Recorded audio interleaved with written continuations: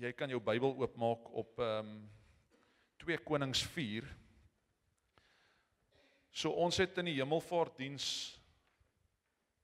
het ons begin by 2 Konings 4 vers 1. En ons het gepraat oor wat verwag jy? So as jy dit gemis het, gaan ek jou gou vinnig vertel. Dis die vrou wat skuld gehad het en hulle wou haar seuns by haar vat as 'n ransom vir haar geld wat sy skuld. En toe sê die profeet vir haar, wat het jy? Sê sy, ek het net 'n klein flesie olie. Toe sê hy, gaan kry vir jou gaan kry vir jou leeflesse en moenie min bring nie. So die uiteinde van die storie is, wat is jou verwagting en waarop wag jy? Want as jy 2 flesse gaan bring, as jy 2 leë jars gaan bring, dis geestelik gesien, kan die Here net daai 2 vul. Die olie hou nie op nie, die verwagting hou op. God se teenwoordigheid hou nie op as jy nou hier uitstap en sê, nou is ek weer in die wêreld en dit was awesome in die kerk en die teenwoordigheid was hierso. Die teenwoordigheid gaan saam met jou. Dis jy wat jou verwagting stop. So in daardie gedeelte, en ek vertel in die week vir Tommy en vir Poelie, dit was vir my taaf, want nou moet ek hemelvaart voorberei. Ek moet Sondag se diens voorberei, waar ons die reeks afgesluit het verlede Sondag, en ek weet, dis Pinkster wat vir ons wag. So nou begin jy voorberei, jy's hemelvaart, en hemelvaart is 'n uiteinde, is dan Pinkster, 'n paar dae daarna, en maak dit nog 'n preek intussen ook so, en soos wat ek alles lees, en voorberei in hierdie voorbereiding, wys die Here vir my, hierheen is vir daai ene, hierheen is vir daai ene, my limited kop was taaf, want ek moet nou, dan dink ek berei voor vir hemelvaart, dan is die Here eintlik al klaar besig met Pinkster, so die Here is lankal besig, maar so ons gaan weer aan met 2 Konings 4, en ons gaan eers, jy kan daar vanaf vers 8, kan jy regmaak in jou woord, en hierdie pastoor het, nou die dag, waar is Logan?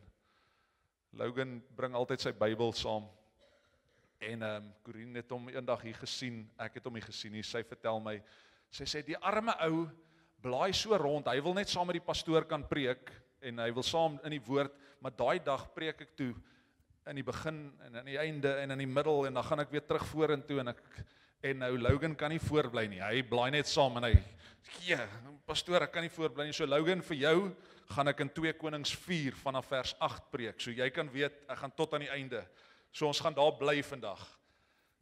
So, ons sien hierdie vrou, 'n Samaritaanse vrou, en sy merk die profeet Elisa gereeld by haar huis verby stap.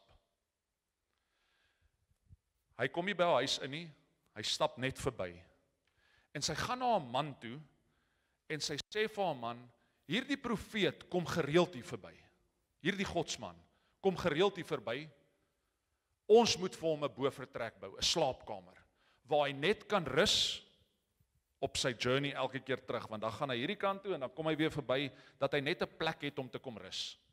So ons sien hierdie vrou, sy sê vir haar man, sy oortuig haar man, die vrouens kan makliker ons oortuig as wat ons hulle oortuig, maar sy oortuig toe haar man, dat ons moet hierdie vertrek bou, en toe hy weer daar verbykom, toe sê sy, man van God, ek het vir jou 'n bovertrek gebou, jy en jou dienskneg moet asseblief by ons oornag, daar sal kos wees en as jy dan weer hier verbykom, weet hierdie vertrek is vir jou beskikbaar. So sy sien hierdie man, en hy gaan toe, slaap toe een aand oor, saam met sy dienskneg, en hy laat roep die vrou. Want hoe hierdie profete is, hy gee terug aan wat vir hom gegee word. Ook, hy roep toe die vrou, hy sê, hoor by haar, wat het sy nodig? Is dit fisiese tekortkominge, of is dit net iets wat sy die Here voor vertrou? En die woord sê, dat toe sy in die deur staan, toe sien Elisa, sy is onvrugbaar. Sy het nie 'n kind nie. En dan lees ons, dat hy sê in 2 Konings 4 vers 16, sulke tyd oor 'n jaar, hy spreek lewe oor haar tekortkoming. Sulke tyd oor 'n jaar sal jy 'n seun omhels. Nou hierdie vrou, onvrugbaar op daardie oomblik, as ons na ons situasie kyk, is sy onvrugbaar, hopeloos, alleen. En nou sê hierdie ou, ek gaan 'n kind kry. Ek dink sy is soos, regtig? Ek? En dis waar ons gereeld ook kom. As God 'n woord spreek oor jou, dan sê jy, ek? Seker hierdie ou hier langs my, maar nie ek nie. En in hierdie oomblik, ek sy twyfel. En sy kry toe die kind 'n jaar later. En ons lees op hierdie woord, maar sy sê toe vir Elisa, jy moet weet, ek gaan jou hou op hierdie woord. As ek die kind kry, gaan ek jou nog steeds hou op hierdie woord, want hierdie is 'n woord wat jy oor my gespreek het, en God sal nie vir my iets gee, sonder dat hy daarby staan nie. En dan lees jy verder in hierdie woord, hierdie kind raak toe skielik siek, en op 'n tyd, hy skree net uit, my kop, my kop. En al wat hierdie Samaritaanse vrou kan sê is, vat hom na die bovertrek. Daar waar Elisa geslaap het, en gaan lê hom daar neer. Nou, in my voorbereiding, toe ek hierdie lees, my kop, en dit is die duiwel se nommer 1 strategie, om dood oor jou situasie te bring, nie fisiese dood, nie geestelike dood. Hy val jou in jou kop aan. En dan skree ons uit, my kop, want hierdie kop gaan jou altyd in die verderf lei. Hierdie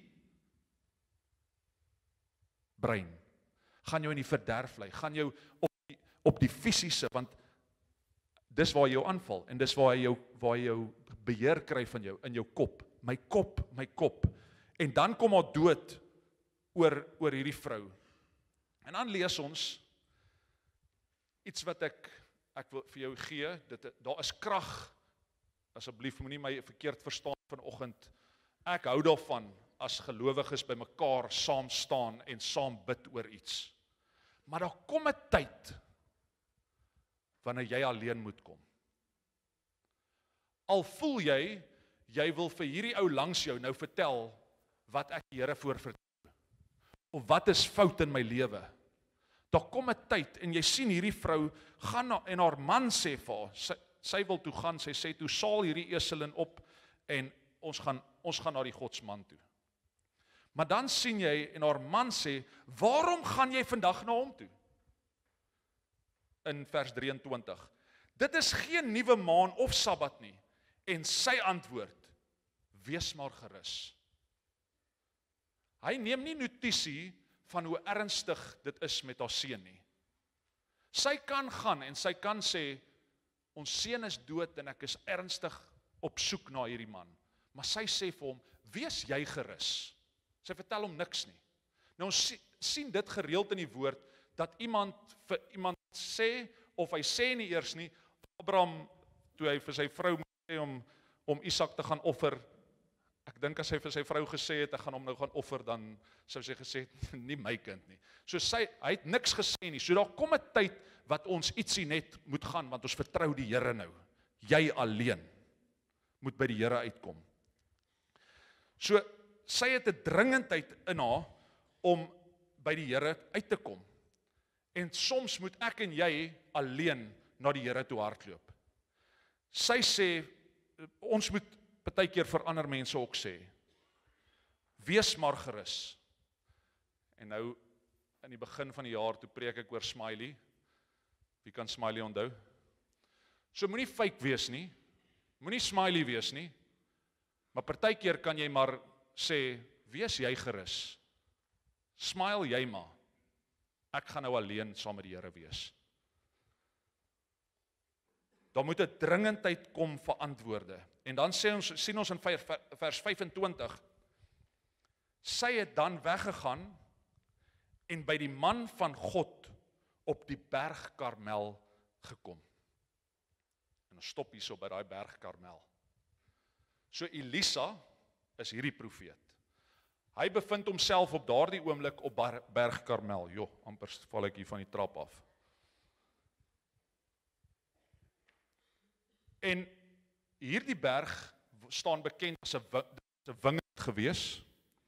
So daardie wingerd, stel voor die Heilige Gees, 'n wingerd bring die bloed, die druiwesap, wat alles simboliseer terug soontoe. Hy is daarso, Elia was op daardie selfde berg Karmel, gaan kyk maar. Op daardie selfde berg waar hy en die Baal-profete saam gefight het geestelik. Wat hy gesê het, as julle God hierdie beeste met vuur, met 'n antwoord kom met vuur, dan sal ons julle God aanbid. So op hierdie selfde plek, en so jy kan gaan lees daaroor in 1 Konings 18, kom die Here en hy antwoord met vuur op Berg Karmel. Sy kry vir Elisa, ek het groot hier vir myself geskryf, dat ek nou nie die twee opmeng nie. Sy kry vir Elisa op hierdie selfde berg, waar God geantwoord het met vuur, en sy kry 'n dringendheid om by hom uit te kom. Nou hierdie berg, in my voorbereiding, wys dit vir my, dis 'n plek van nabyheid, die nabyheid van God, 'n plek van openbaring, van geestelike krag, waar die Here opdaag en met vuur en met tekens antwoord, op hierdie berg, Karmel.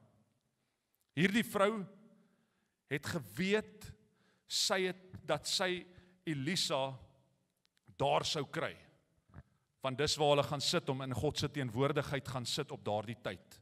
Sy het geweet, hy daar verby gegaan, en hy moet in daardie rigting wees, waartoe hy geloop het, so dit kan net wees, wanneer hy in die teenwoordigheid van die Here, en dis waar ek hom gaan kry. Ek vra jou, wanneer laas het jy ingedruk na die teenwoordigheid van die Here toe? Jy moet 'n dringendheid kry na sy teenwoordigheid, na sy krag, na sy antwoord met vuur oor jou situasie. Dit gaan aan in vers 25, sê dit, nou staan hy, jy moet hierdie prentjie sien saam met my, hy's op hierdie berg, hy's besig om die Here se teenwoordigheid te soek, vir wat ook al rede, en hy sê in vers 25, sodra die man van God daar op 'n afstand gesien het, sê hy aan sy dienskneg, Gehazi, ek weet nie, Gehazi, kyk, daar is die Samaritaanse vrou.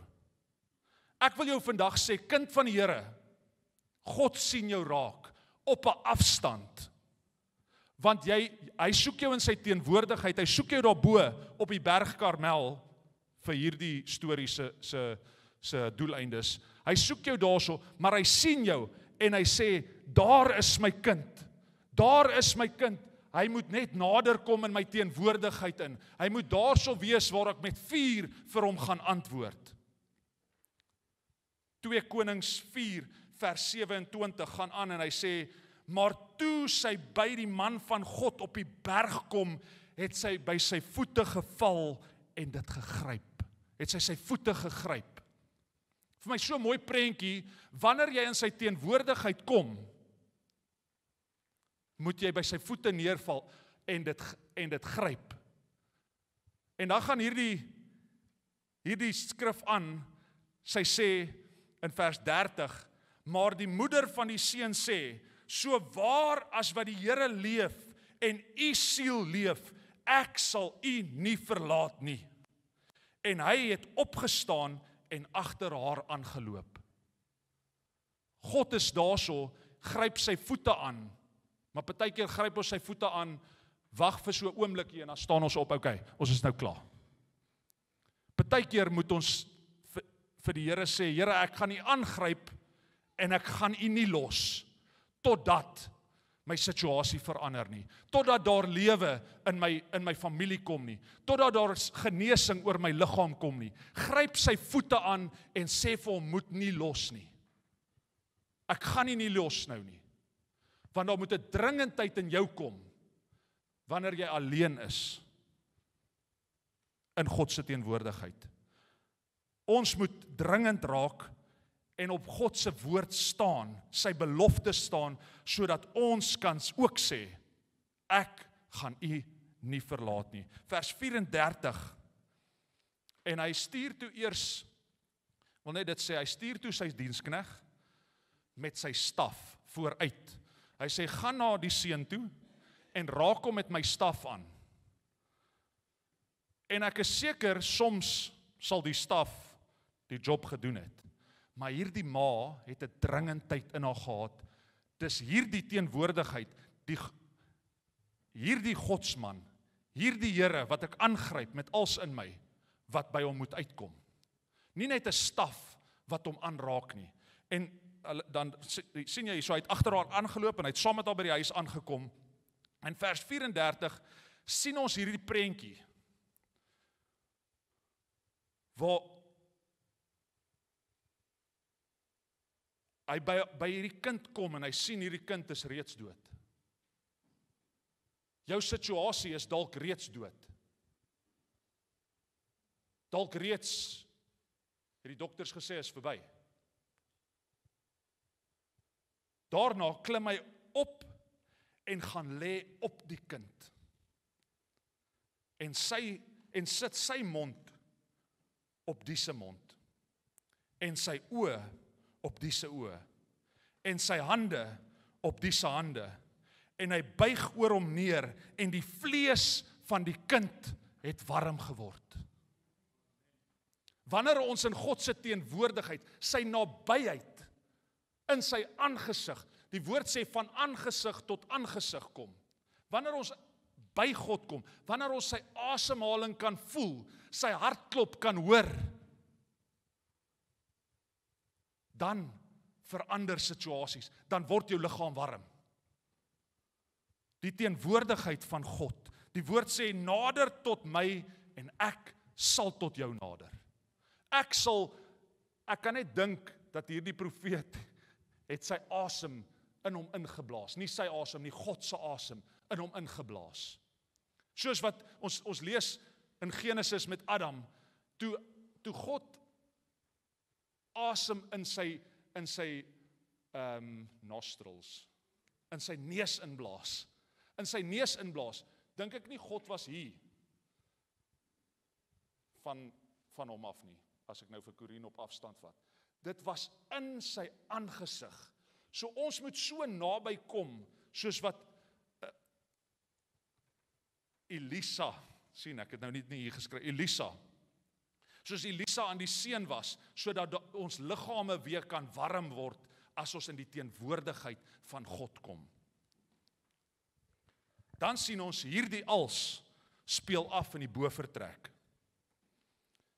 Nou daar's krag wat in 'n bovertrek. Onthou, hierdie vrou het alleen die man van God gaan soek, maar toe kom sy, toe's die dienskneg daar, ek dink die hele familie is daar, almal is daar, want nou moet ons geloof saam met mekaar. So jy moet alleen kom, maar moenie alleen bly nie. Daar kom 'n tyd, wanneer jy saam met gelowiges moet by mekaar kom en sê, ons gaan nou hierso vertrou, dat hierdie situasie nou moet verander. So dis in die koinonia, in die bymekaarkoms van die gelowiges, wat die Here begin werk, wat situasies verander. Al was die dienskneg daar met sy staf, dit was net een persoon, dis in die bymekaarkoms, die met mekaar sit van geloof. Dit sê, daar waar 2 of meer oor 'n saak saamstem, so sal dit wees. En ons sien hier in Handelinge, nou wil ek hê julle moet hierdie 2 stories sien. So Logan, ons gaan nou Handelinge 1 toe, en dan eindig ons in Handelinge 2. Ek spot nou met Logan, maar almal anderste, ons gaan nou Handelinge 2 toe, ons gaan daar bly. So nou sien ons in Handelinge 1, nadat Jesus opgevaar het, gaan hierdie disippels wat nou geken word as apostels, na hierdie gebeure het die apostels op die Olyfberg, van die Olyfberg af, na Jerusalem teruggekeer. So weer eens is hulle op die berg, Olyfberg, Berg Karmel, daar waar die God se teenwoordigheid is, maar daar kom 'n tyd, wat ons van die berg af moet kom. Die probleem met kinders van die Here, ons kom op 'n plek wat ons net op die berg wil bly. En ons wil nie van die berg af nie. Want is lekker, as ons net daar op die berg. Maar die job is hier onder van die berg af. in Jerusalem. Hoor my? Stem julle saam? Die werk van die ongelowiges is wanneer ons Jerusalem toe moet gaan. So, jy moet op die berg kom, maar dan moet jy 'n bokamer ook kry. 'n Binnekamer, 'n bokamer vir vandag se titel.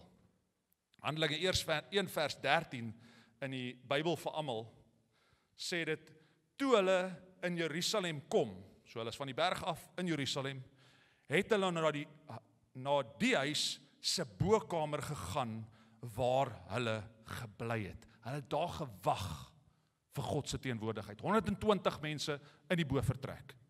En hulle wag vir God se skielike uitstorting. So jy moet op die berg kom, jy moet God se teenwoordigheid, jy moet God se vuur en sy antwoord gaan soek, maar dan moet jy afkom en jy moet in Jerusalem inkom, in Oudtshoorn inkom. Kom af van die berg af en gaan in jou dorp in en gaan maak 'n verandering. En dan lees ons moet wag in die bokamer. In die bokamer is waar ons intiem met God verkeer, waar ons openbarings kry, oordrag van krag van gelowiges saam met jou. Want as jy in die bokamer saam met ander gelowiges is, as jy op 'n Dinsdagoggend hier by die biduur is, vra vir Henny, hy was Dinsdagoggend die eerste keer hierso. Daar's iets wat hier gebeur op 'n Dinsdagoggend, want is die samekoms van gelowiges, is nie 'n bokamer nie, maar dis 'n kamer waar gelowiges die Here kom aangryp en vertrou vir bonatuurlike dinge wat moet gebeur in ons kerk. En in daardie bokamer is die werking van die Heilige Gees. Ons lees dan in Handelinge 2 vers 4, en ek sluit hiermee af, en ek wil vra Wildre as jy vir my net hier saam op die gitaar kan kom speel. En hierdie is vir my so mooi, so Olyfberg, Berg Karmel, saam, en dan albei speel af in 'n bokamer, waar God lewe bring. En dan wanneer die lewe kom, in hoofstuk 2 vers 47, terwyl hulle God geprys het, en in guns was by die hele volk. En die Here het daagliks by die gemeente gevoeg, die wat gered is. Nou sê ek weer, van ons bly op die berg, en ons wil nie afkom nie, van ons bly net hier, en ons gaan vertel nie, en ons almal het guns. Die woord sê, ons sal groei in gunste statuur by God en by mens. Ons almal, daar waar jy beweeg, het jy guns. Gaan gebruik jou guns tot opbouing van die koninkryk. Dit sê, ons sal God prys, en ons sal guns hê by die volk. En wanneer ons dan daardie guns gebruik, dan hoor sondaars die goedheid van die Here. Want as jy krag ervaar hierso, moet jy uitgaan en gaan vertel. En ek sê weer, ek het dit verlede week ook gesê, en ek het dit op Hemelvaart ook gesê, dis tyd dat ons as kerk uitgaan en gaan vertel. Want dis wanneer die Here dinge kom doen, dis met sy krag en sy vuur, en dan wanneer jy sy krag en sy vuur, sy salwing kom ervaar, dan kan jy nie anders as om te gaan vertel daar buite nie. So kom ons kom op die berg, daar waar God sy openbaring vir jou gee, daar waar God sy nabyheid vir jou gee, maar dan moet ons in die bokamer kom, en van aangesig tot aangesig, gelowiges saam, die Here kom soek. En dan sien ons in Handelinge, jy kan self gaan lees verder in Handelinge, tot hoofstuk 4, dat hoe die apostels kom beskryf, hoe hulle daai bokamer kom ervaar. In die bokamer is waar hulle lewe kom verander het. Die Here het hulle geteach, die Here het hulle gewys, maar toe hulle daardie aanraking in die bokamer sê, en hulle almal verduidelik het anders, hoe hulle sê, die deurposte het geskit. Die stad het notisie geneem, toe die Here kom uitstort oor sy kerk. En sy kerk is daardie dag van 120, en hy sê, hy daagliks bygevoeg, 3000 en 5000. So ek wil net sê hierby, jy mag nooit weer sê, pastoor, ons hoef nie mense te tel nie, of ons hoef nie te weet hoeveel mense is in ons kerk nie. Hier sê die Bybel, daar was 120, want nommers het vir God saak gemaak. Siele, nie nommers nie, kom ek rephrase, siele het vir God saak gemaak. God wil weet hoeveel mense kom tot bekering. So as Claude vir my sê, ek het hierdie week 3 mense tot bekering vertel van die Here en hulle het hulle harte vir die Here gegee, dan prys ons daarvoor, want iemand gaan en hy gaan vertel. Maar dit kom in die aanraking, in die teenwoordigheid, wanneer die deurposte begin skud. Ek wil hê jy met jou oë net daar toe maak. Dankie Here vir u teenwoordigheid, vir u krag. Dankie dat u situasies kom verander. Dankie dat ons kan berg toe hardloop waar ons die intimiteit van God kan beleef. Maar Here, help ons sodat ons kan afkom van die berg af en Here, kan ons gaan vertel. Here, dat ons 'n krag en 'n ervaring met u gehad het, met 'n lewende God, 'n Heilige Gees God wat situasies kom verander en ons kom optel het vanoggend. Here, dankie dat ons kon leer vanoggend uit die woord uit. En ons bid, Here, dat u hierdie saad, Here, in ons harte sal plant, sodat dit op die regte tyd 'n oes sal opbring. In Jesus naam bid ons dit. Ons bid oor hierdie gemeente en ons bid u seën, dat u oor ons sal waak en oor ons sal beskerm, dat u hand oor ons sal oop wees. Ons bid dit in Jesus naam. Hy wat sit in die skuilplek van die Allerhoogste, sal vannag in die skaduwee van die Almagtige. Ek sal tot die Here sê, u is my bergvesting, u is die God op wie ek vertrou.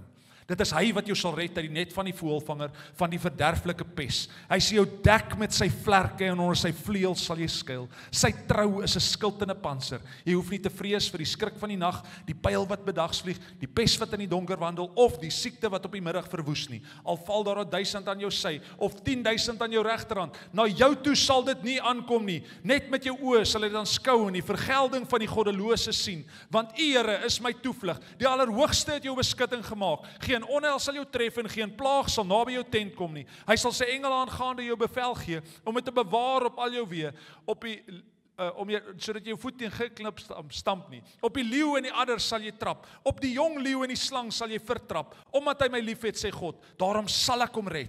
Ek sal hom beskerm omdat hy my naam ken. Ek sal hom uitred en eer aan hom gee. Met lengte van dae sal ek hom versadig en ek sal hom my heil laat sien. Amen, amen en amen. 'n geseënde week en ons sien mekaar weer.